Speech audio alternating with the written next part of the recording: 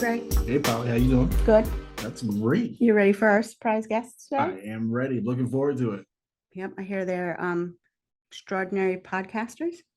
Oh, yeah? Yep. Yes, I do agree. And they're going to tell us about their new office and what's going on in their organization. That is true. I look forward to it. Big surprise. A big surprise. You ready? Without further ado, so today our guests are, you guessed it, Polly and myself. Hey, Greg. How are you? Welcome to the show. Welcome to the show. This is we wanted to take the time to really connect with the audience and let you all know. I mean, in our intro, we talk about Polly being the princess of prevention and myself being the creator of opportunities. We wanted to really let you in on who it is we are and what we do, and really show why we garner those titles. Right. I mean, if you don't know us in the community, you might just think we're amazing podcasters, but we actually have a whole nother job that we do here at Newport County Prevention. That is true. And that's why our focus is totally preventable, and why we focus so hard on preventions, because we're in this field all day, every day. Yeah. So, and this is a nice way for us to highlight some of our community partners. I do agree. Yeah, because we can't do it without them. I do agree. So to start the questions off, Polly. Yes, Craig. What got you into prevention? Oh, so I was a work from home mom with 4 kids who were just old enough. They were all in school, and I was looking for a little work close to home, but out of the house. And I had already been a volunteer on the Prevention Coalition. Mm-hmm. So the current coordinator, who was Rebecca at the time, was looking to move out, and she posted the job and I applied for it. So yeah, it was, I think it was like 10 or 15 hours at the time. Mm-hmm. So yeah. Well, how long ago was that? How long have you been in prevention? 8 years. Well, yeah. Okay. So when it just grew, because there always seems to be jobs in prevention. Right. Agreed. Yeah. What brought you to prevention? So prior to prevention, I was in sales, and I loved sales, but I'll never forget, it was a single mother and her child, a young child, who came into the store, and excuse me, and it was one of those situations where the mother couldn't afford what the child was looking for. And me being so sales and goal oriented, I just wanted the sale. And I realized then that as I was talking the mother into really buying making this purchase, that I should probably use these skills for good rather than for sales. So it just unfortunately happened that my mother was diagnosed with cancer, and I was asked to volunteer for a cancer organization. And once I met with a lot of the survivors and talked to a lot of the coordinators and other volunteers, I knew that it was the path that I wanted to take.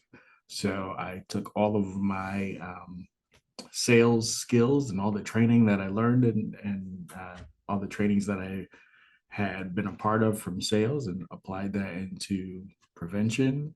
And I started with the cancer organization. I went to domestic violence, and now I'm here with substance use and underage risky behaviors.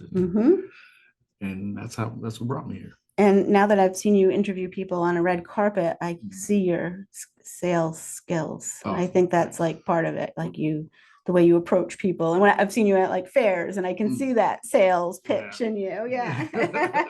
In sales, it was always, where I worked, it was always, greet someone within 5 seconds or 5 feet into your establishment. So you couldn't be afraid to talk to anybody. So it was hurry up, get there and talk and get that sale.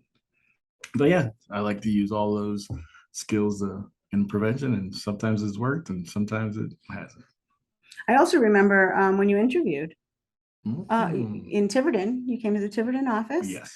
And not that it's like dress down day every day here, but we're like business casual. And you came in a suit with a pocket square, a Yes. fancy pocket square. Yes. So we're like, what? That was before I gained my COVID-19.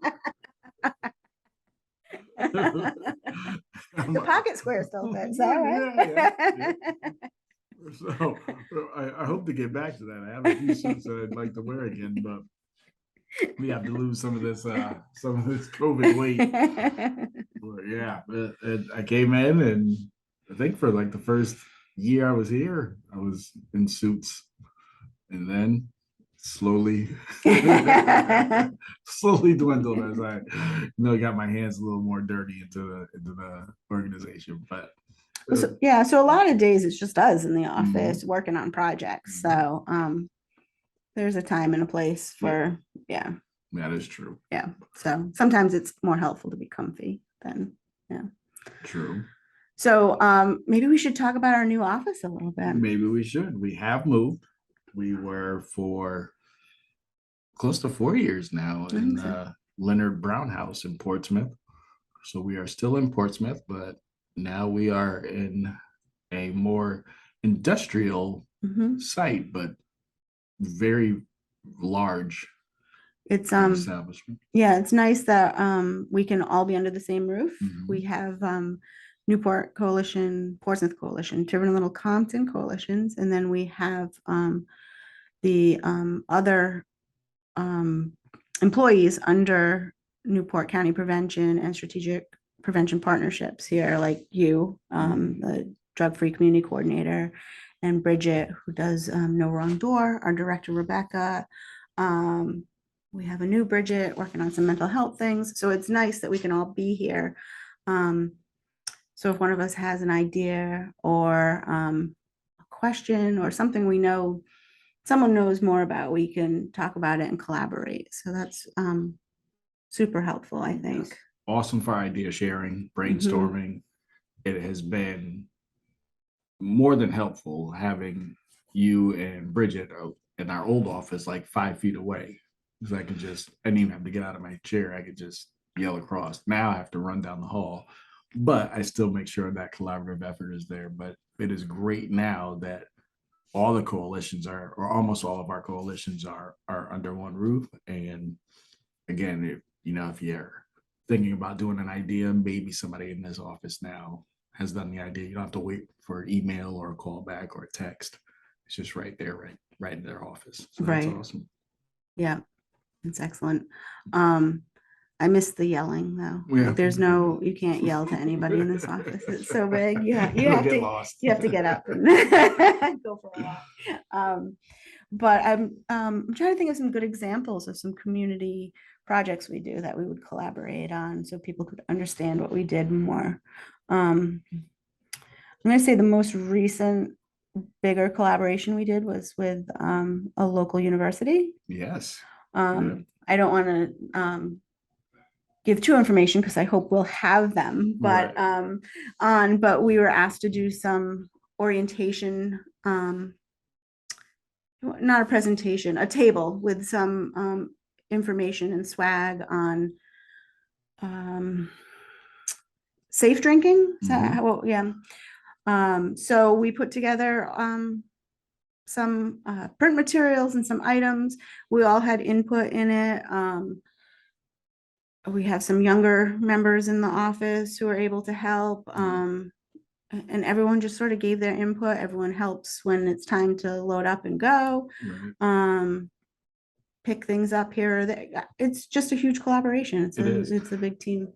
It's a lot easier when everybody's here and everybody is helping. So that's great.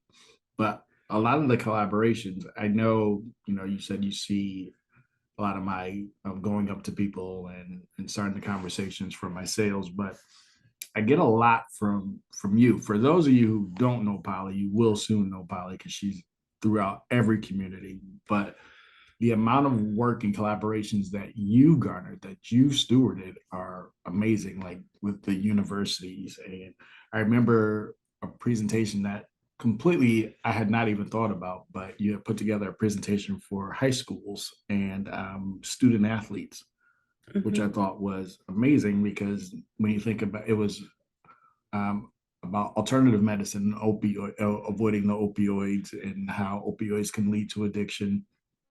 But I was, the student athlete was completely off the map. But you think about, that star athlete who may hear, if you take this, you're going to feel better. You can go out and feel a lot sooner, and you don't think about the after effects. And I thought that was another great example of your So that collaborative work. was a great collaboration with Bridget in the Mm-hmm. office, and also Newport Hospital, and a local physical therapist Mm. and the school. So everyone has to be on board to have a really successful program. Right. And so it also helps our personal lives. So I have young adult kids that are able to help with, what's lame, what's not lame, Mm. Yes. what will be entertaining or interesting to a younger adult and or a older teen. Mm-hmm. And so we're also lucky that you have young kids. So when we're gearing towards younger kids, I think you're working on a younger kid project right now. Yeah. It's whether our kids like it or not, they're kind of our guinea pigs, and That's right. That is right. we can ask them, what do you think of this graphic, or what do you think of these words, or does Mhm. this is this lame? I hear that a lot. Don't Yeah. be lame. It is a huge thing, though. A lot of times I feel like adults are asking other adults to create things for youth, and we're just, no matter how we look at ourselves, we're just not in that realm. I once thought that I was hip, then my kids were like, no. They shot you down, right? They Exactly. set you straight. Exactly. So Yeah. it's just like, oh, I'm sorry, that term isn't, it's not used anymore. Like, no, we really don't say it, or no, we really don't do this anymore. So it's good to have that youth perspective, because then you really are connecting with the youth, and you're not looking, like the lame dad that I was looking like. um, Kara distracted us. We have a podcast room here, with a nice window so no one can sneak up on us, but people can distract us too. We had a Yeah. nice visitor with tacos for Taco Tuesday, and if you know, you know. That's So, right. That's right. or talk about it Talk Tuesday. about it Tuesday. So, Plug. yep. Stay tuned. Yep. Uh, So another great thing about this office is, while we all have our own individual offices, there's also a lot of community area. Mm. So we really just moved like a month ago, so we still have boxes and stuff around, but we Right. hope to have, we do have hidden in plain sight set up. So when people do come to visit, they can see what programs we have, and we hope to set up more in our free area. Yeah. More showcases, more highlights of projects and programs that we have. But the hidden in plain sight looks really great. So it'll be great for our visitors to come in. You'll see that, and you'll get an idea of, maybe you want to use this as a presentation somewhere, and then you would contact the coalition, and we can definitely coordinate and get that set up. Yep. But I know there's a few other programs that we're looking to have little showcases are throughout. And I've heard that we're going to possibly doing trainings in that community area as well. I have heard that as well, and that would be exciting. Yeah. So some trainings would be like Narcan. Yep, we can do Narcan. We're waiting for signs. Mm. We're really so new here that we Right. need some signs. People need to know how to find us. But yes, we could do Narcan trainings here. Maybe we have someone going through a mental health first aid Mm. training. So that's a possibility. Anything. I don't know, maybe a self-defense class Yeah. with a certain favorite officer of ours. Yeah. I mean, we definitely have the space for it, so we can do a lot, and we're really really excited, really happy to be in this new spot.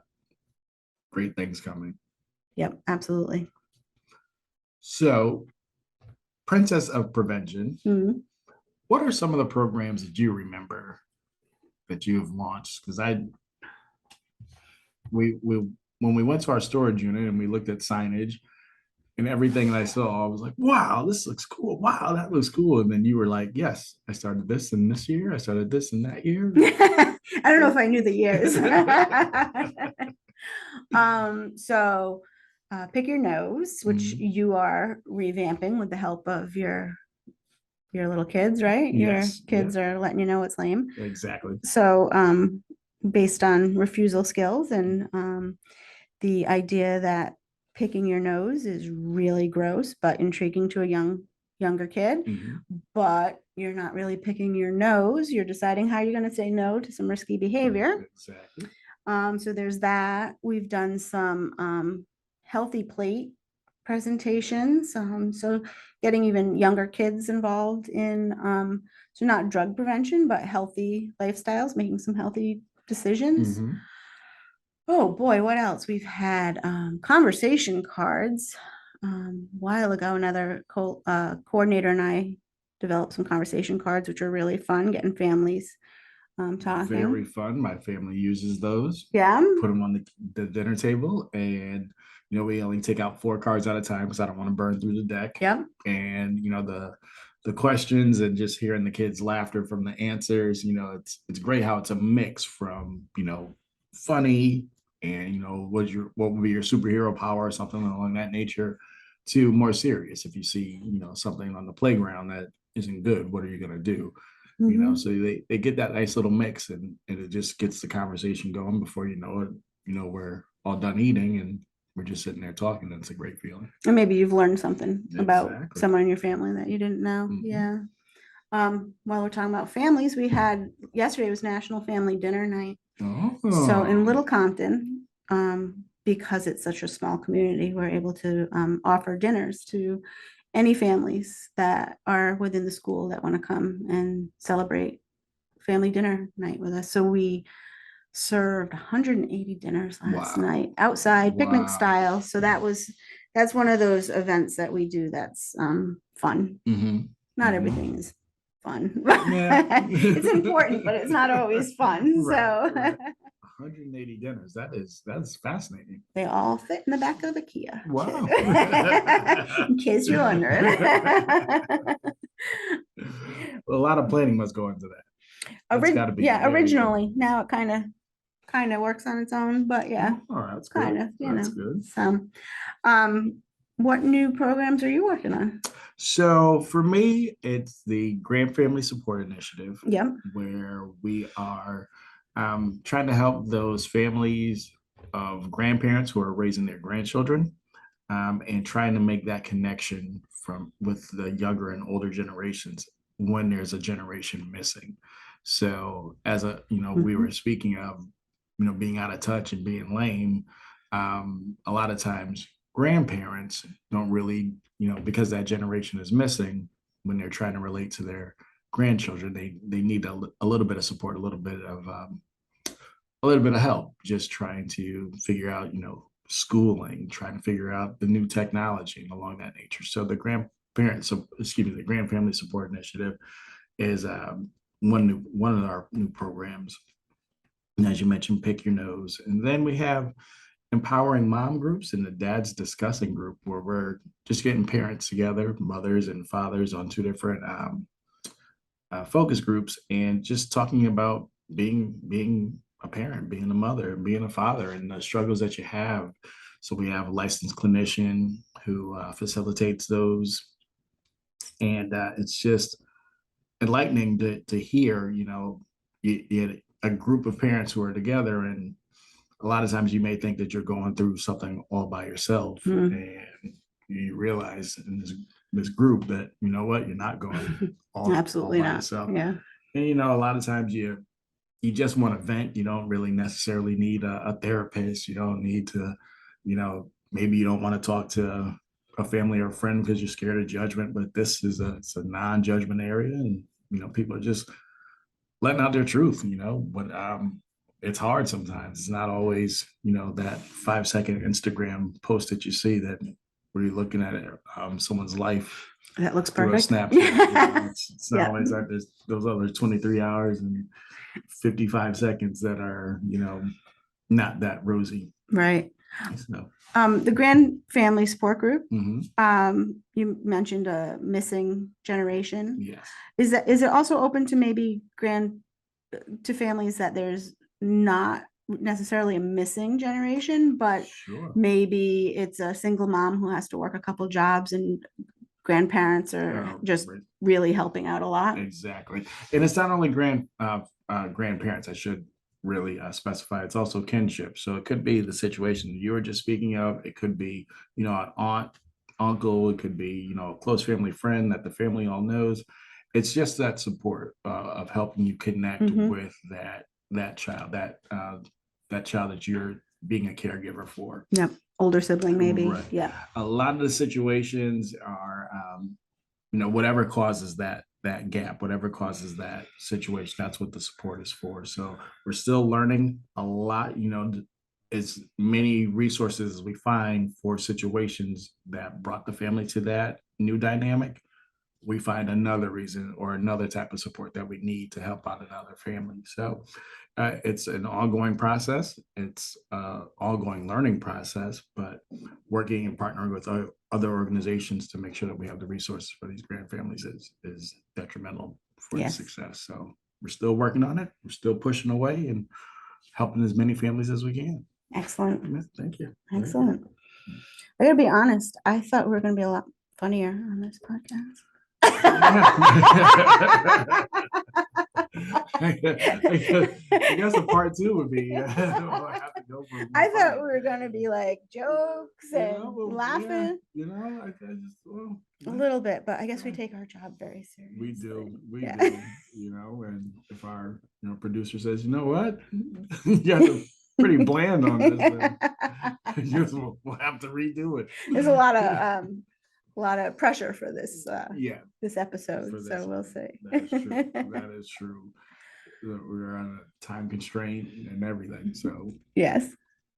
but we got it done. We wanted to be consistent for our preventers, We did. but you will see a lot of new things coming. This should be our conclusion for season 1, and our next interview should be season 2. Oh, I think that's what we should do. that's an excellent idea. So the next time you see us, it'll be season 2. Thank you so much for joining us for season 1. We greatly appreciate it. We are very happy with the amount of listens and the views. So we couldn't have done it without you. We'll have to come back with season 2. We'll have some new hairdos, a whole new look. Yes. I might actually have hair. You never know. You never know what surprises are coming. Makeover, like it's been a whole year. It'll Be next week. I might wear a suit. Who knows? If you are interested in more information about us or any of our programs, you can check us out on our website. Yes, that's Newport County. NewportCountyPrevention.org. NewportCountyPrevention.org. And everything's there. If you have more information, there's a place to reach out to us. And it's kind of a general email, but it will be passed on to the right person to answer your questions. The amount of services and programs that goes on throughout, the amount of collaborations, our partners, our coalition members, is our reach is large, and we're looking to increase that. So, if you're interested in being a coalition member, you can find out information on there as well. Thank you for joining us. Thank you for joining us. See you next season. Season 2.